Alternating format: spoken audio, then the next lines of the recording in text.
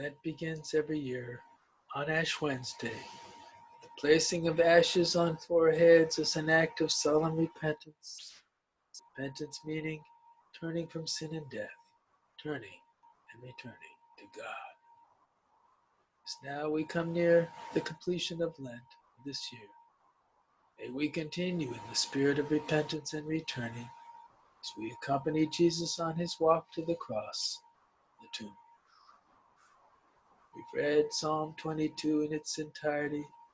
We remember the context now for Jesus crying, my God, why have you forsaken me?" From the cross in Matthew and Mark's Gospels. We've read also Isaiah's description of the suffering servant, a classic description of Jesus, and of Isaiah, Jeremiah, Ezekiel, prophets of Israel of old who, like Jesus, suffered much for the sake of God's people.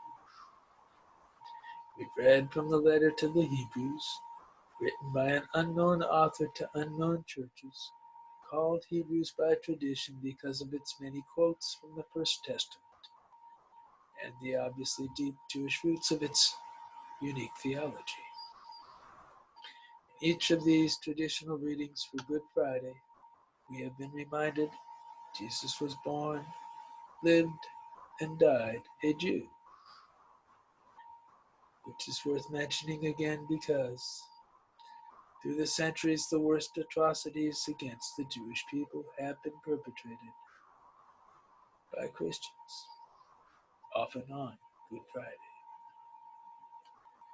So as a very small act of repentance, we'll be reading now the Passion of Jesus according to St. John, from a translation of John chapters 18 and 19 that is in our Methodist Book of Worship, in which references to the Jews are sometimes translated as the religious leaders whenever the text actually carries this meaning. We're doing this also as a reminder that Jesus sides always with the oppressed against the oppressor, always with the victims of violence and always against the perpetrators of violence, always with the hurting, always against those who blame others and scapegoat others for their own sins. Lent is a season for solemn repentance for our sins, a time of turning and returning to God.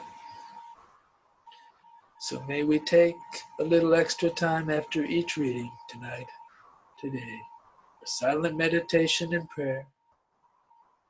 May we join in singing the solemn hymns of the church prayerfully with much gratitude for Jesus. May all of our worship be an act turning and returning to God in full assurance of God's abiding love, grace, and mercy. Thanks be to God.